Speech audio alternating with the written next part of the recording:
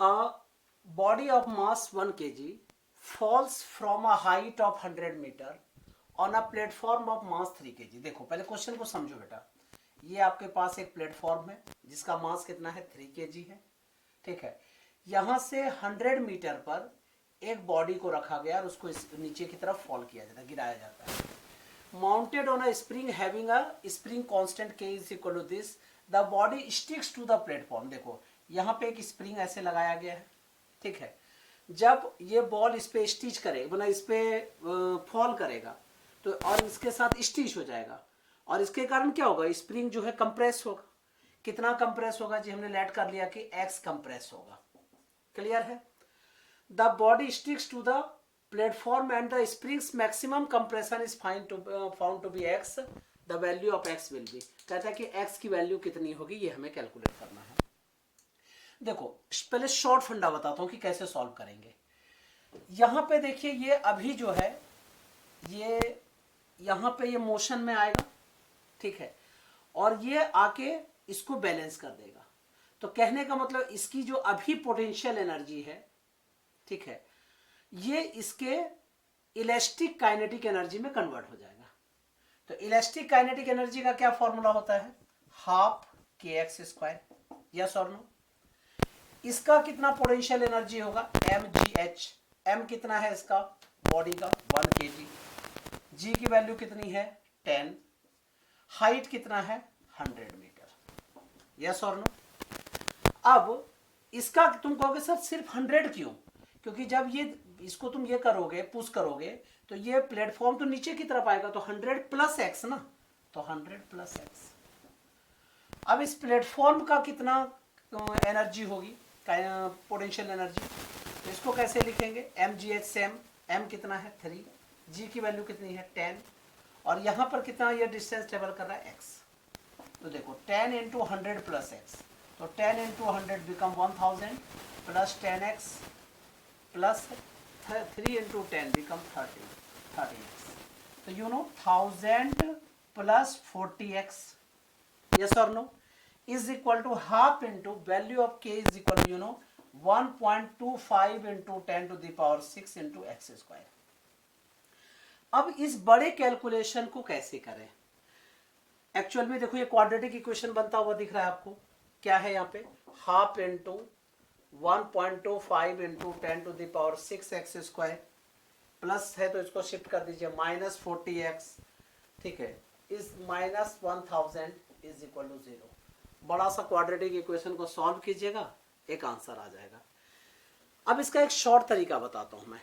इतने बड़े quadratic equation को सॉल्व करने मत बैठ जाना, बहुत टाइम लग जाएगा आपको।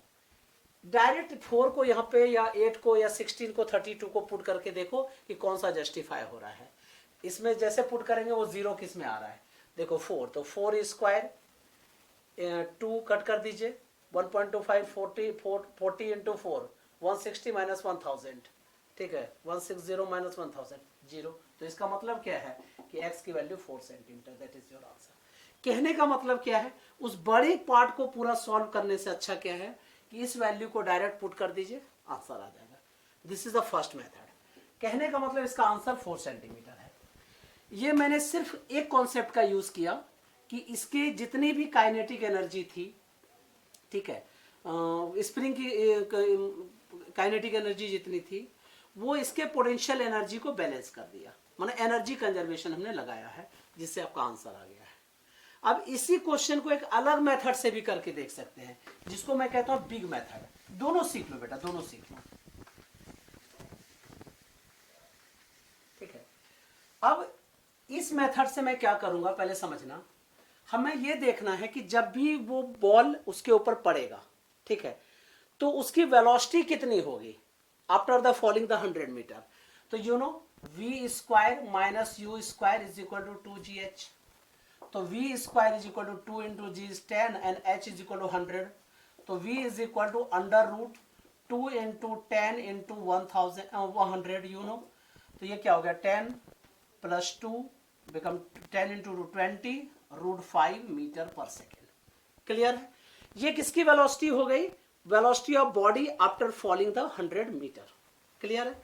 अब जब प्लेटफॉर्म पर वो आके स्टिच कर रहा है तो उस समय में कॉलिजन के बाद अब फाइनल वेलोसिटी प्लेटफॉर्म कितनी हो जाएगी, प्लेटफॉर्म की और प्लस उस बॉडी की, दोनों के साथ साथ कितनी हो जाएगी।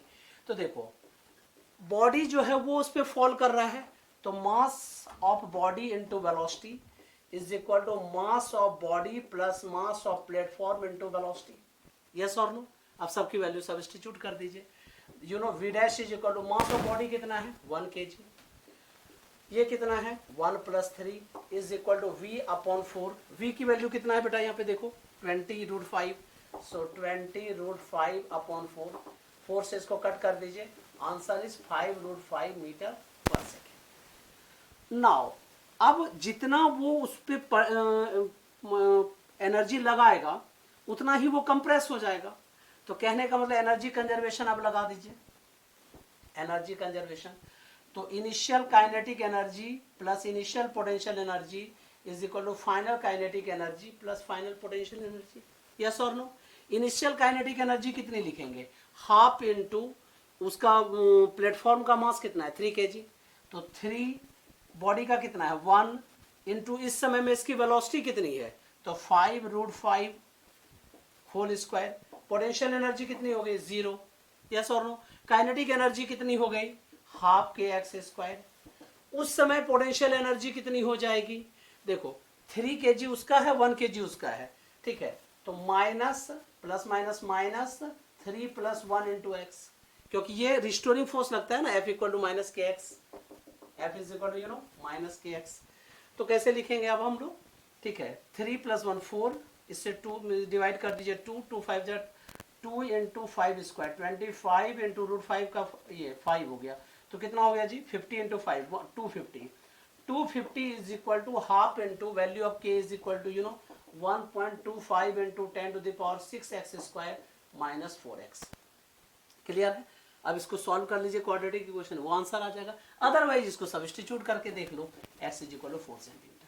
कहने का मतलब क्या है, एक ही क्वेश्चन को हमने 2 मेथड से लिया।